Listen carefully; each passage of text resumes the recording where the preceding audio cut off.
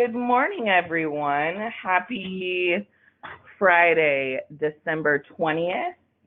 This is Dolly England, the Reproductive Health Access Coordinator with the Reproductive Health Program, and I am here to share the most awesome 1 hour of your day that will probably be the best webinar of your whole week. So you're welcome, and welcome to you all.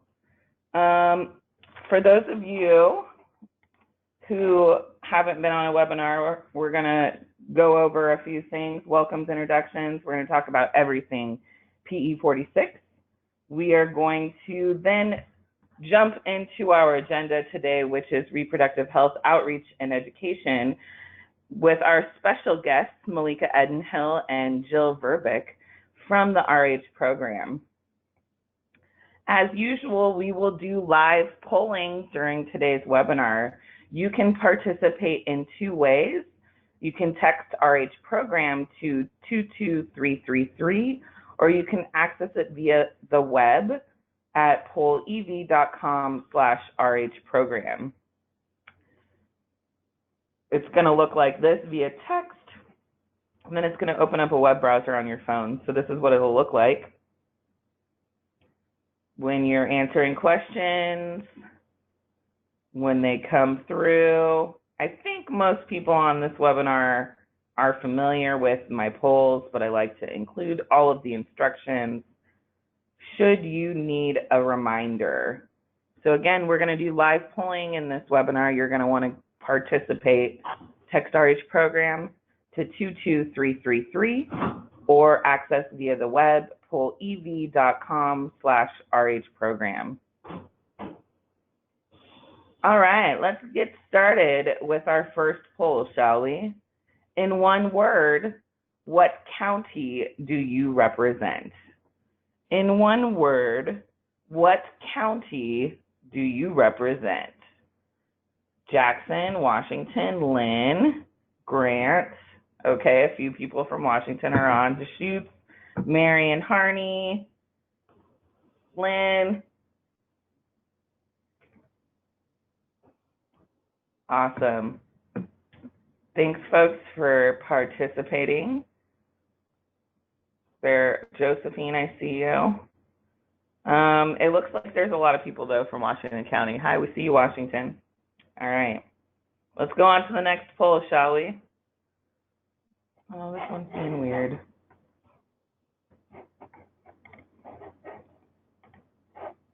All right, let's try it now. All right, my polls are being weird today, and I'm sorry. So it looks like this one isn't going to work for us. I hope this isn't a theme.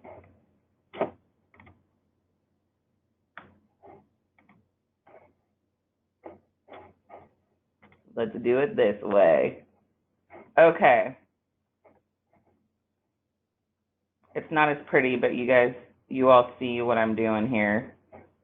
Okay. Would you rather give up one family tradition or start a new one? It looks like people are interested in starting a new one. Nobody wants to give up a family tradition. I'm interested to know what those traditions might be. All right. Let's check out the next poll, shall we? All right. Would you rather host a 24-hour telethon or a 24-hour dance marathon? Telethon or dance marathon? I'm kind of feeling the people that are picking dance marathon. I feel like I might have some good moves to contribute to that cause. Excellent. So you all are figuring out my polls here. Okay, this is the last poll before we move into our presentation. In one word, why do outreach? In one word, why do outreach? Equity.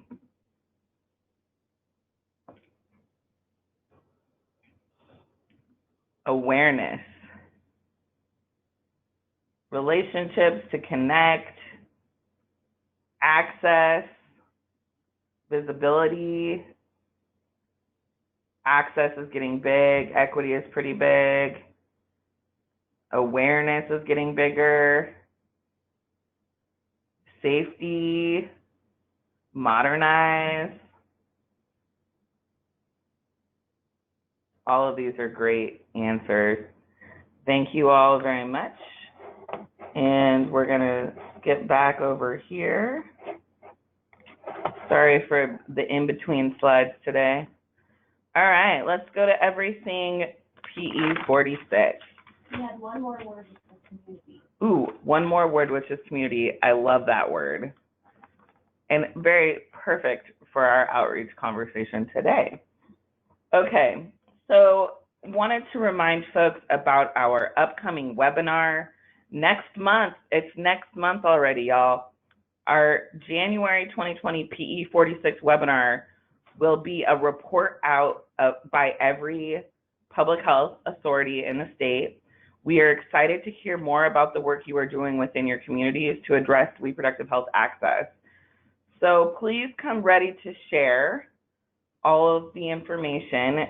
We are interested in knowing what is the focus of your annual plan. What have you done so far? What are your next steps? What challenges are you having? What are you proud of? And what do you want to know from other counties?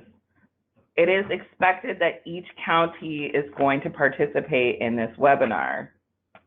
As a reminder, materials are due.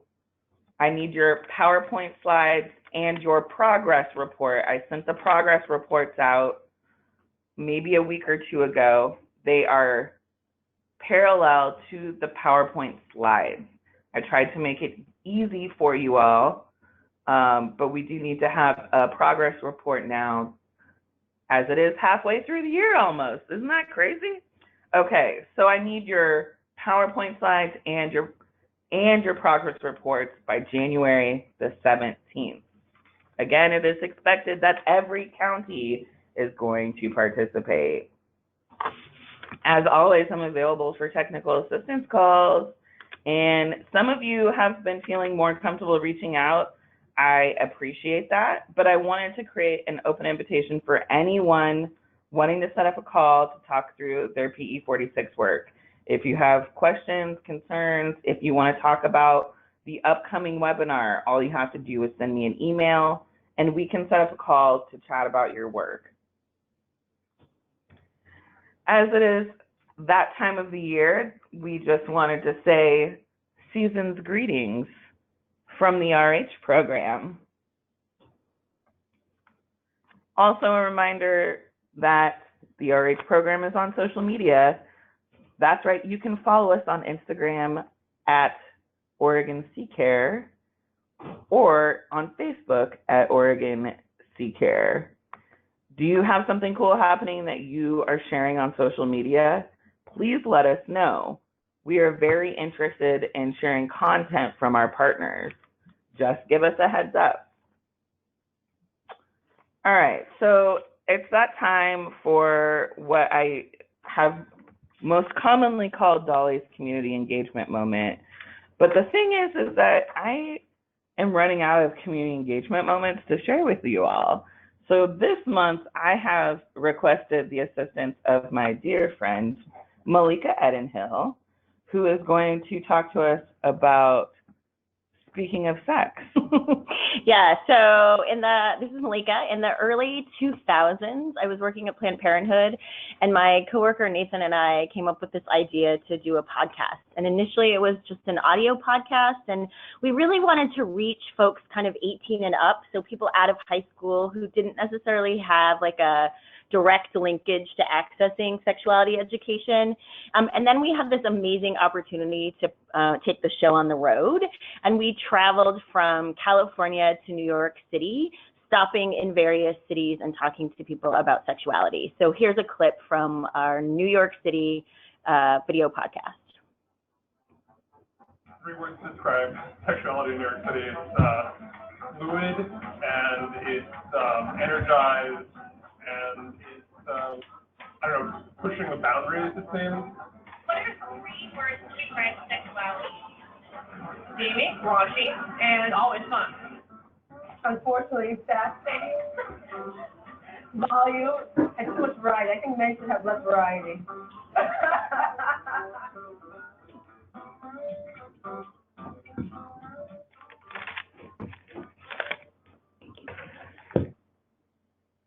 Last stop. New York City. We're here. We are here. After 4,187 miles, we have arrived. We have arrived. We both drove in the city yesterday a little bit, and now we're going to explore and talk about sex. One of our most interesting stops while in New York was the Museum of Sex, affectionately called MoSex for short. The museum has been preserving and presenting the history, evolution, and cultural significance of human sexuality since 2002. Basically, we're here to educate, entertain, and enlighten everything we do from an academic kind of viewpoint. I mean, yes, it's fun, and yes, there's definitely things with imagery here that are titillating and so forth. But for the most part, we're really looking at making people see within an academic context. The museum's permanent collection has grown to over 15,000 sexual artifacts. New exhibitions strive to address a wide. So that was an example of like a really fun adventure that we took. I have to tell you, if any of you are in New York City, you should totally check out the Museum of Sex. But the first clip that you heard was one of the things that we did in every city was we would stop and interview people on the street and ask them questions about sexuality. And so if you have any interest, they're all on YouTube, but it's really fun to kind of hear what people said in different communities. And it was a really great way to inform our future podcast. So thanks for sharing. Thanks for sharing your community engagement moments. And that is a really fun one. So, you know what I'm going to say next? The work that you're doing via PE 46 touches public health modernization in 3 ways. It addresses public health modernization capabilities via equitable access to health services, community partnership development via the public health modernization programs, as well as health equity and cultural responsiveness. This month's webinar, I think, really touches on all of these areas. So without further ado, I would like to introduce my colleagues, Malika Edenhill and Jill Verbeck from the Reproductive Health Program. Great. So we are excited to be here. So this is Malika, and I just wanted to tell you a little bit about me and kind of how I started doing this work. So I have been doing sexuality education in some form or another since I was 17 years old. So I was a part of a teen council group, and then I started doing this work shortly after college. And I love sharing information about bodies, sexual and reproductive health, and I try and meet people where they're at, that I believe that all of us have a lot of information, and so I just want to build upon the knowledge that people already have. I also really want to be culturally inclusive and responsive, and so I think it's really important that when we talk about education, we talk about sexuality, we get to bring our culture and our families into those conversations. I also really want to spend time decreasing stigma. I think it's important for folks to know that health disparities aren't about individual acts, they're about systems of oppression, and so I don't think people should feel responsible for everything. And I also just always want to bring humor into the conversation, right? That I think there's like so much stigma and shame around sexuality, and as much as we can be playful and fun about it, I think that's really important. So one of my ground rules is it's always okay to laugh. And so that's a little bit about me. And I'm Jill Verbeck. I'm super excited to join Dolly and Malika and you all here today, especially to talk about outreach and education, because it's my favorite aspect of my public health work that I've engaged in. I kind of approach outreach and education and even just public health in general from a perspective of I'm there really to recognize, support, and elevate the individual, the family, the community that I'm working with in my public health work. This has always served me well. I've worked as a community health worker. I've worked in adult education as a community organizer, and a lot of the different aspects of those works seem to have a lot of overlap for me. I recognize that if we're going to build successful public health interventions and projects and that type of thing, that we must do successful outreach and education. And so we can't make the change we're hoping to make if we can't reach the people. So super excited to be here today. Oh, it works. Yeah. Well, we're going to do another poll. So what groups do you provide education to? This is a word cloud, so examples might be schools, youth, groups, jails. What groups do you provide education to? School, all right, parents, adults, Oregonians, teens, jail. School is getting giant, so it looks like people are doing education at school. Clinics, prison. Awesome. So there's some really awesome different types of outreach going on here. Very cool. Teens, youth. Very cool. All right. I can't remember. Oh, yeah, that is. Sorry, guys.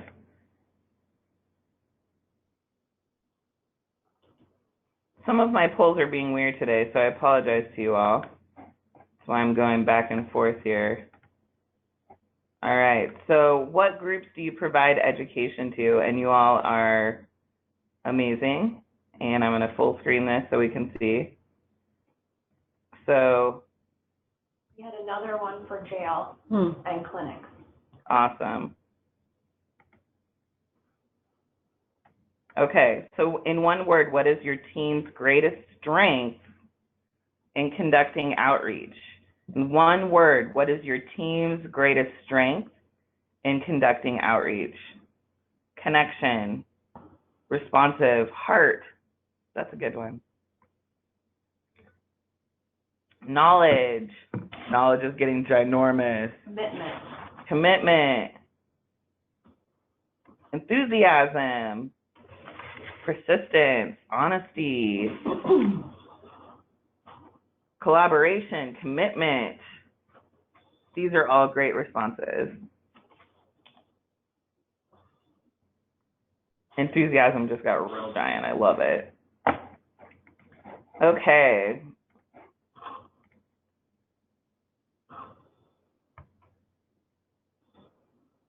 All right. So why did Dolly invite us all here today to talk about outreach and education? Why do we do outreach and education? We know that outreach and education, it ensures that our work reaches the communities that we are prioritizing. So we are outreaching to them. But I think an important component of outreach is ensuring that the communities reflect back to us. So we're engaging with community. As we see this adorable picture of Malika here, that's exactly what she's doing. She's at an outreach event, she's talking to community members, she's talking to potential end users. But what she's also doing is she's also partnering with different organizations who are serving the same populations that she's doing. So this really is a great example of setting up a beautiful table, getting the right person there to talk to the community, and then making those contacts. This is really, outreach is really a low cost, high impact way for us to engage community and to get community where we want them to be. So how do we do outreach and education? So this is an example of an internship that I did in La Arroya, Peru. It's a community that has a smelter in it. They're exposed to enormous levels of pollution and contamination. And so what these pictures are showing is kind of the evolution of the project that we did together. So we can see there in the top left picture, you can see me when I used to have bangs. And what we're doing here is we're sitting down, it's a women's group, we're sitting down and we're discussing what is the priority for our community, what do we want to talk about.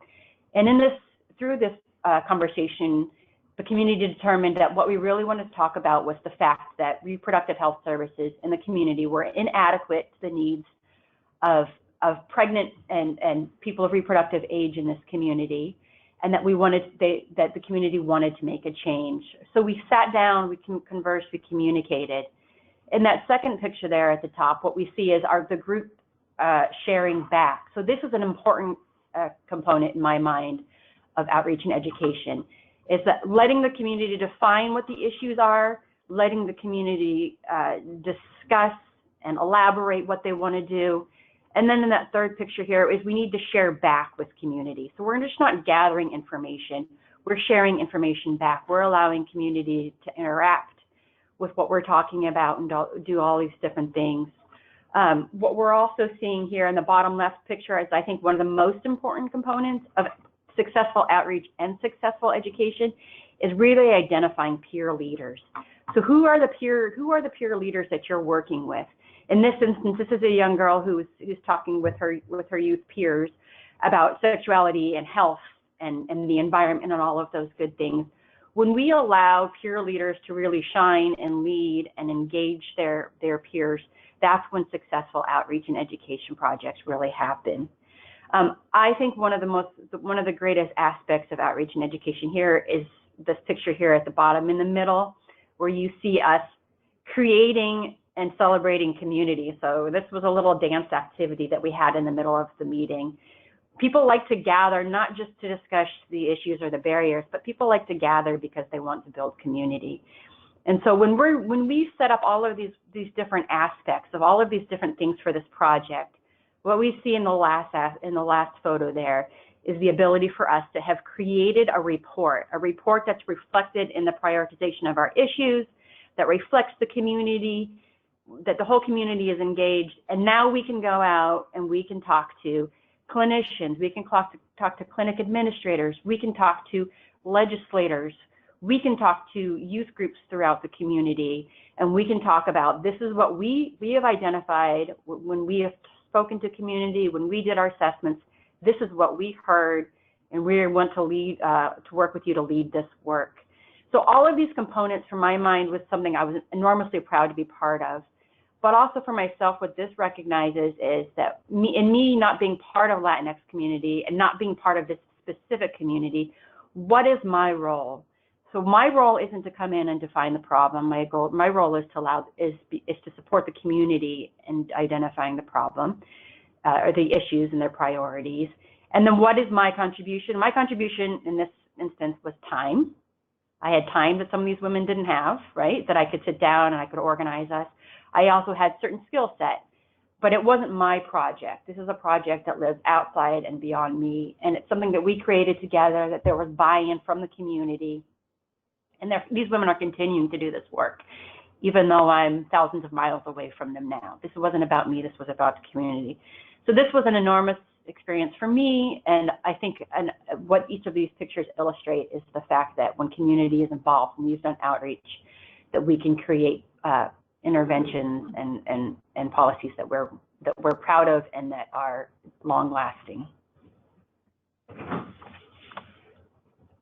So outreach etiquette. So what is the etiquette? So we just don't get to show up. You know, we work for the state here. We don't just show up.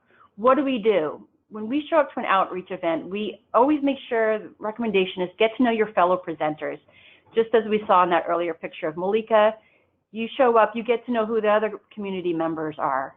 Bring your business card. Make sure that they know who you are, what you can offer, what you can do, how you can find out how you support your work. Show up. If you say you're going to be there, you're going to be there. If you say you're going to bring certain materials that the community has requested, make sure you bring those materials. So building a sense of trust. Send the right person. Is this a culturally specific event? Do you have somebody in your program who can engage with that community in the appropriate ways? Do you have bilingual staff if that's appropriate for this outreach event? Does a person from your organization regularly work with communities being served at this event? If that's not you, how can you support other community members to make sure that the right person is there and doing the outreach at that moment? Make sure you're taking the appropriate materials. Are you bringing things that are appealing and engaging? Are you bringing different sorts of outreach and education materials, different literacy levels? Are you bringing what the organizers have requested? And ensure you're establishing a reciprocal relationship. So do we have a role to provide compensation? Do we have a role to support with daycare and incentives, with food? Are there interpretation services available there? So all of these things are really, when we show up to these events, I think what we're really doing is building relationships, and building relationships is about all of these things, recognizing what our role is and building a partnership.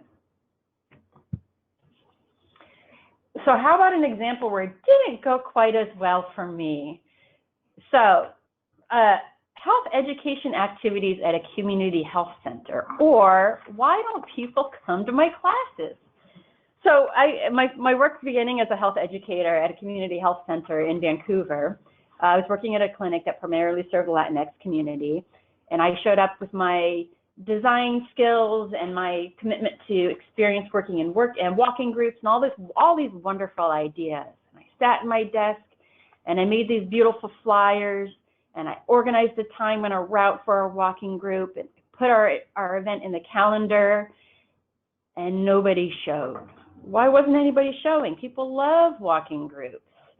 People love my design skills. Where was everybody? So what I needed to do, and we've probably all been here at some point, is I needed to stop and I needed to actually engage with the community. People aren't going to respond, didn't respond to me because I wasn't offering them what they wanted. What the community wanted in this example was a Zumba class. So what's my role? My role is not a Zumba instructor. Nobody wants to see me doing Zumba. But at the clinic, we were able to hire a Zumba instructor from the community. We were able to provide the space, keep the clinic open. And what we were able to do we were allowing the community to engage in physical activity, which is what the goal that we all had set. But we were also allowing them to build community. We were allowing them to make those connections that they wanted to make, as we know that always supports health. And then we were also able to talk about nutrition. We were able to talk about all of the different issues that people were facing in a way that was appropriate for them. What was another failure of my work in this example was that I failed to outreach to people in the community. So who are our community partners? Have I outreached to the food bank? Have I outreached to the elementary school? Have I outreached to the other places, the Boys and Girls Club, the other places where our community is being served? Nobody knows who I am. How are they going to build trust? How are they going to know that my classes are a safe place to come to? So I started to build those relationships as well. I also realized that not everybody wants to come to the clinic to have these conversations. So do we go to other places to have places? Do we have a class at the Winco where we walk around and we talk about different food choices and different nutrition choices? All of these different things. So what I really need to do as well is build relationships with the MAs in the clinic. Do they know who I am? When they're interacting with patients, do they say, hey, why don't you go talk to Jill about diabetes? She has some good ideas. Or am I building relationships with the front desk staff? Am I building relationships with the providers and with the nurses? Once I started to make these connections, am I offering what the community wants? Does the community know who I am? And am I in the right places to meet community? People started to come to my classes because my classes were the classes that people wanted. So it took me a while, but we were successful, and those were my outreach kind of examples, lessons learned. Jill, did you participate in the Zumba class? A little bit, but I mostly stood in the back. I just had to ask. I was hoping you had like some bells. No. So what's a good recommendation is that you create an outreach strategy, that you really take the time to sit down and think clearly about what you're trying to do and what you're trying to achieve with your outreach strategy. So we already mentioned some of these points here, but who are you trying to reach? Who is the community? Who is the community that you're serving? Who is the community that you're not serving that you should be serving? Where are they? Who are the organizations that those people are already connected to? Where's trust already built in the community? How can you build reciprocal relationships with them? Again, is culturally responsiveness. Is your staff able to do that? The right materials, literacy levels. Is everything written materials? Are things tactile and hands-on? Are you talking to the right people? Are you being creative in the places and the ways that you conduct outreach? This is kind of really an overview of some of the lessons that we learned in some of the examples that we had set a little bit earlier. But really what outreach is, in my mind, is the opportunity to build relationships, to better understand the community, to make sure that the work that we're doing is relevant and effective. And always follow through. If you're telling a partner you're going to be there and you're going to do something, you do it. If you're telling community you're going to be somewhere and do something, you do it. And that's how you build trust, and that's how you build lasting relationships. And can I just add something? Yes. That sometimes we opt out of doing an outreach event because we are not the right folks, right? Absolutely. And so sometimes we rely on those relationships that you have mentioned and ask community partners to go to events because we're not the right people. So that's an important thing for folks to think about. But maybe you partner and share your resources or help pay for a table, but you don't attend, you support others to attend. Absolutely. And I would really encourage some of you that don't have capacity to consider that as an option as you're trying to expand your outreach. You know, what would it look like to work with an intern, a student, or someone like that that's trying to build their resume that maybe reflects the community that you're trying to serve? What would it be like to send one of your front desk staff out that's bilingual, bicultural, and give them an opportunity? So thinking outside the box a little bit to make those things happen. I think there's a lot of potential partnerships here. Thank you. Oh, yay, this poll is going to work for us. Okay, so how comfortable do you feel doing outreach?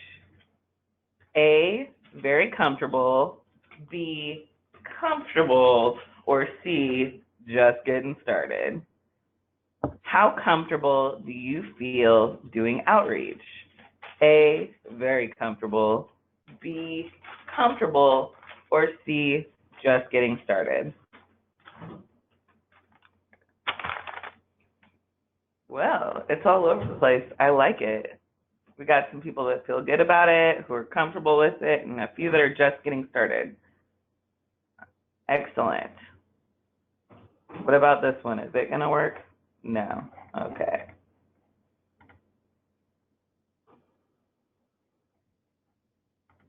So, in one word, full screen here, in one word, name one new community partner you would like to partner with. Like the school, the jail, the church. That's a good idea. So those are some examples. In one word, name one new community partner you would like to partner with. School-based health centers, coffee shops, I love that, jail, college, churches, schools, veterans, ooh, that's a good one. Farm worker housing, ooh, yeah. Teen center, these are great responses. And we don't know everything, but we are available to assist in any of your ideas that you might have if you want to develop these new relationships. I just want to throw that out there to everyone. I think that was our last poll, right? Yes. All right. All right, so this is Malika. This is an anonymous question that I received. It's not really a question, it's more of a statement. So Malika will give us many chances, but will also shut it down. This was after a rather rough class, a 6th grade class. I can't remember what we were talking about, but we had a pretty rough day, and I had given them many chances, and I said, we're going to try it one more time, and then we're going to stop, and I'm going to come back the next day. And the next day I came, and this was a response in the anonymous questions box that day, but that day ended up being really fabulous. Like, the young people were great, I was well rested, they were well rested. I often use anonymous questions when I do education with adults and with young people. It's a great space to give them an opportunity to ask questions, and I'm very flexible about anonymous questions. I tell people that they don't need to worry about spelling. If they only know the slang term, that's fine. We'll figure it out. And one of the things that I also think is really important is that I set a boundary with those young people and stuck to that boundary, and then we came back and tried again. And I think especially when we're talking about sexuality, there's a lot of us who haven't had our boundaries respected or haven't been able to set boundaries. And so any chance that I can get as an educator to role model that, I try and use. And so this was a moment, right? It was a moment with sixth graders where we tried again and we had a great time. So I encourage you to figure out ways to kind of do that role modeling throughout your education. So if you don't know, I love education. And so I think it's really fun to talk about ways that we can engage with folks. And one of the things that I think is just really, really important is for folks to be able to be really accessible. So really thinking about who you're working with and how you show up, and are you being responsive to their priorities and their needs, right? And so I always come with a lesson plan. I always come with a goal, right? So if I'm at a tabling event, I want everyone that I engage with to walk away with one new thing that they learned. But it can be the thing that they want to learn, right? So it can be where the clinic is or more information about birth control, but I really want to make sure that I'm accessible to them. Whenever I prepare for an event, I try and ask a lot of questions about who is my audience, how can I be inclusive, what is the space going to be like, what kinds of conversations have you already had, what might they still have questions about, and as much as I plan, things happen. I can't tell you how many times I thought I was going to teach in a classroom and I end up in a gymnasium with 300 students, right? And you just kind of have to roll with it. I also really want to center the knowledge and the expertise, like both Jill and I have mentioned. People have a wealth of knowledge. People have a lot of knowledge about sexuality that's like correct and incorrect, that they've gotten from friends or family or from social media. So I want to center their knowledge and build upon it, right? I also am someone who needs to be pretty hands-on and interactive. And so webinars are hard for me because I can't see any of you and I can't play with puzzles. But you can see there's an image of a penis puzzle in this slide. And I had an intern who helped me create some puzzles. This was based off of the FLASH curriculum, Family Life and Sexual Health, which is a Seattle-King County curriculum. But I had this young person help me put together puzzles, and I often will start a session with people putting together puzzles, right? It gets some of the giggles out. It gets them to like start talking about the things that they know. It gets them to like use their body and their brain, so a little kinesthetic. So I would encourage you to think about like, what are things that you can bring? I often have a birth control kit that I just let people kind of look through and I share. So I would encourage you to kind of really think about ways that you can be creative.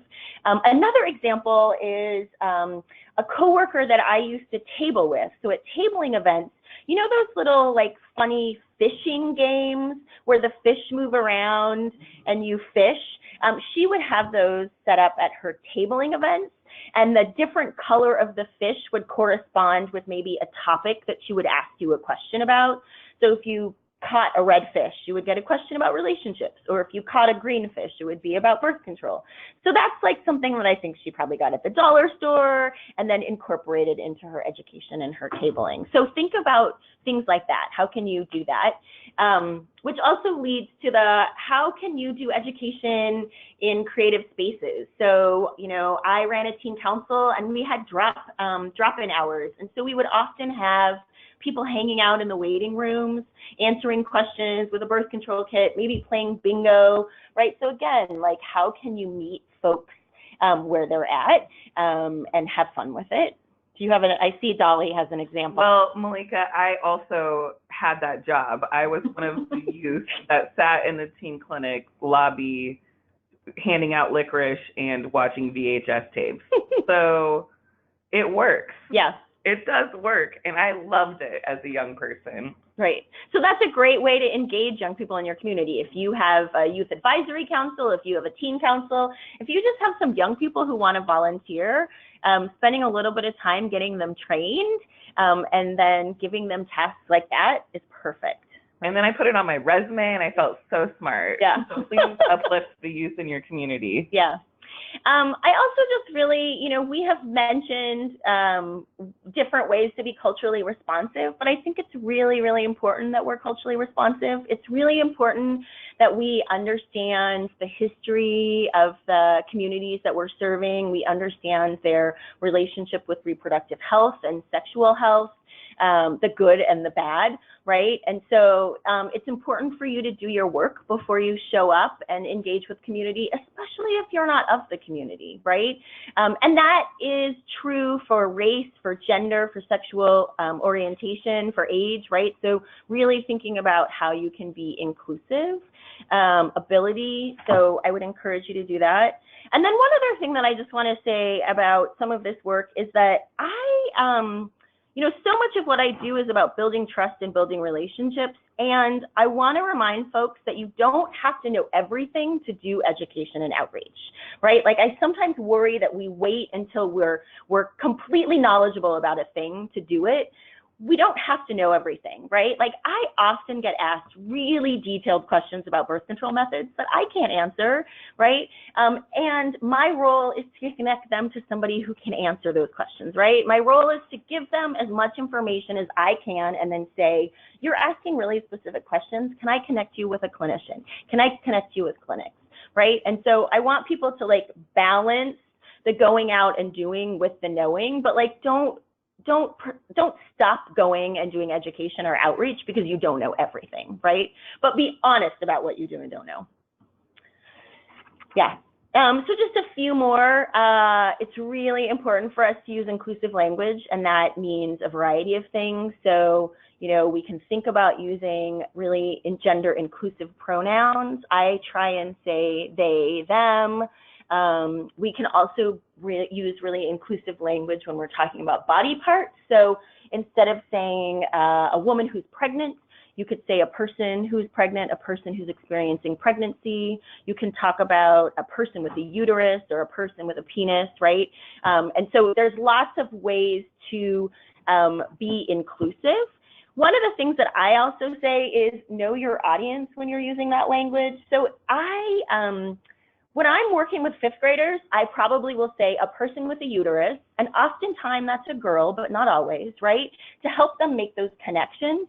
If I'm working with a high school group, I probably don't need to say that's often a girl. I could probably just say a person with a uterus, right? So know your audience, but make sure that you're really being thoughtful about the language that you use, because that can really, if we use the wrong language, we can shut people down, people can disengage, and so we really want people to stay engaged. Think about how you can do evaluation and get feedback. I do my anonymous questions are a great way to get feedback. You can do half sheets. You can do thumbs up, thumbs down. You can do surveys afterwards, right? But just really think about like, it's important for you to know what's working, what's not working, what needs to be changed. And then as always, have fun, right? I mean, I can't tell you how lucky I am that I get to talk about sexual and reproductive health, which is filled with a lot of, challenge and shame and stigma, but it's also filled with so much joy and pleasure and connection. And so I really encourage people to, have fun with it. So we're sharing our not so great examples today, but I was kind of early on when I was doing sexuality education, I was asked to teach or provide a class for some folks who were newly relocated from Somalia, so a group of women. And I did a lot of back and forth with the person who was coordinating. I felt pretty comfortable. I'd asked a lot of questions. We'd done things like set up childcare and make sure there was food. I think we had a space that was pretty comfortable. There were couches. Yeah, I just felt like I had done a lot of the work that needed to get done to prepare for the class. And then I showed up and the person who was interpreting was a man. And we all kind of looked at each other because one of the things that was that I was told is that it was really out of context for women who were Somali to have conversations with men outside of their primary partner about sex and reproductive health.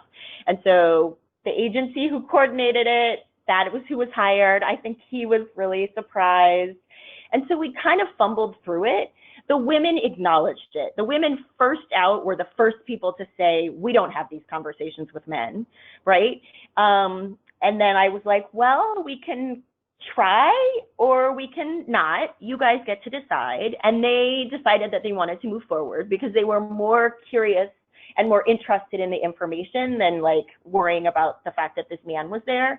And it was fumbly and it was hard, but I think we ended up having a really great session. But just know that, you know, even when you do really great planning, things like that happen, right? So be flexible and be prepared. Yeah.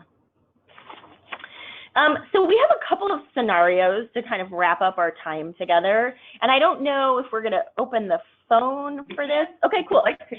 So here's the first scenario, and I will read it. So again, you see body part puzzle. So a young person comes to your table while you're in an event. They see that you have a poster of a uterus and ask you about it.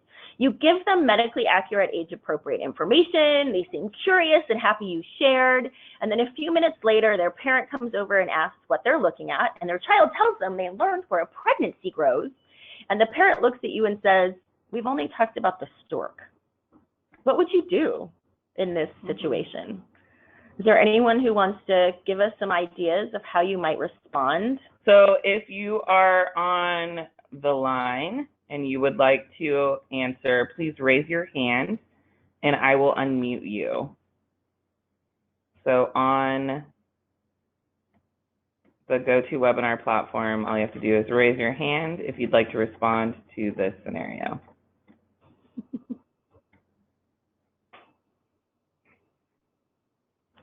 We have some in-house guests with us today. We actually have a parent here as well. What would you say? What would you say, mom of young people? Can you introduce yourself also? Sure, on the spot. This is Sorry. I'm a policy analyst with the RH program. I have an 8-year-old and a 12-year-old, and we haven't ever talked about the stork, so I'm not sure. I don't know, and I'm looking forward to hearing what other people have to say. So I don't see any volunteers out there in the internet world raising their hand that want to respond to this scenario. Okay, well, so this is Malika again, and this happened to me.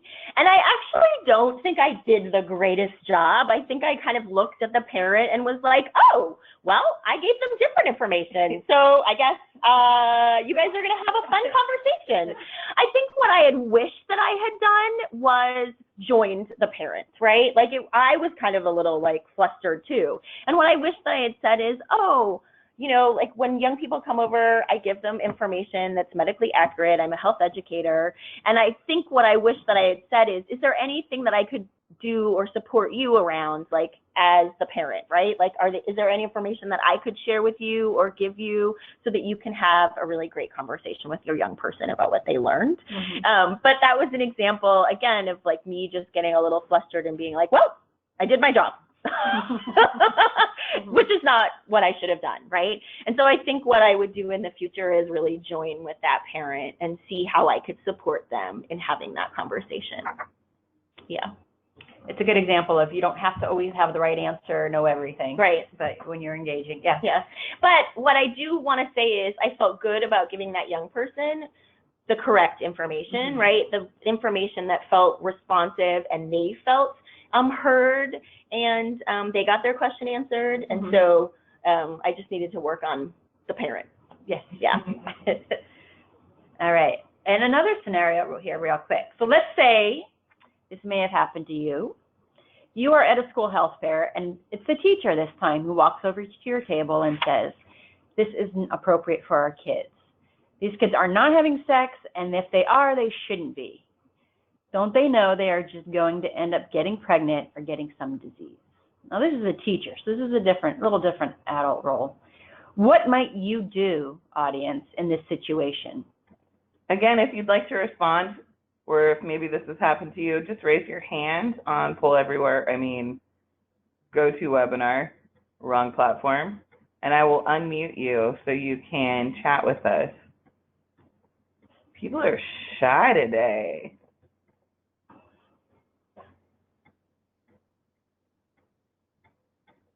Has this ever happened to you, Dolly, when you were out doing I feel like I might be a little bit of Malika and say the first thing that comes to my head and then backtrack, which is, lessons learned as an older health educator now, then maybe that's not the best way. But it's ironic because my husband teaches 4th grade, and so I can see something like this happening at his school. My first thought, and it's not appropriate, probably a response is, don't you know they need to know how they get pregnant and get diseases? How are they supposed to know all of that? That's again, it's probably not the appropriate response. And you almost wonder if there's a certain role for us as health educators to do some outreach to the teachers themselves, because we're just at the school health fair, but there's probably moments throughout the school year where young people might have questions or different things. So we know we're in the right place and where we should be, but perhaps there's some educational opportunities for the other adults and the teachers in these kids' lives. So that was a mean-looking lady, so that's why we put that picture there. I think that's so important, Jill, what you said, is that part of our role is to actually help bring adults along, right? That it's not just about educating young folks or community, it's really also about helping adults understand what their young people are experiencing and connecting to. So, we have a comment. We cannot assume that because something is moral or unacceptable to someone does not mean that it's not happening. Safety and knowledge is always appropriate for kids. Hear, hear. Absolutely. Yeah. Thank you. Thanks. Oh, there's another one. Yes. People like typing their responses. I would say take advantage of an education opportunity for adults as well as kids. Yep. Great. Thank you. Yeah. Thanks. Awesome. Okay, so I think we just have a few more polls.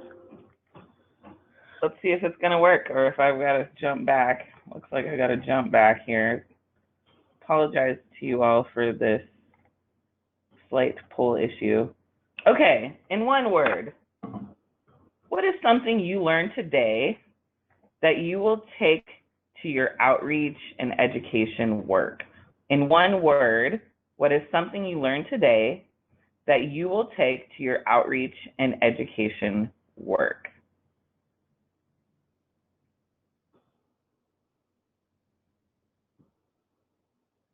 Creativity. Puzzles. Yeah, the puzzles are really fun. Would you be willing to share those puzzles, Melissa? Absolutely. Awesome. Yeah. Okay, games, flexibility, practice. Fish. Games. Humor. Games got real giant though. Look how big Games is. That's awesome. Very awesome.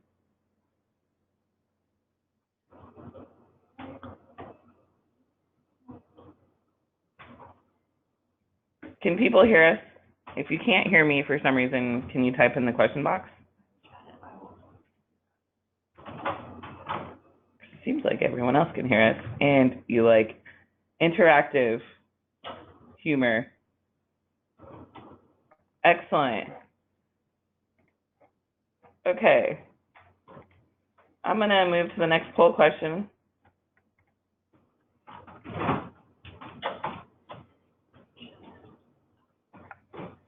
What groups do you want to begin to prioritize moving forward?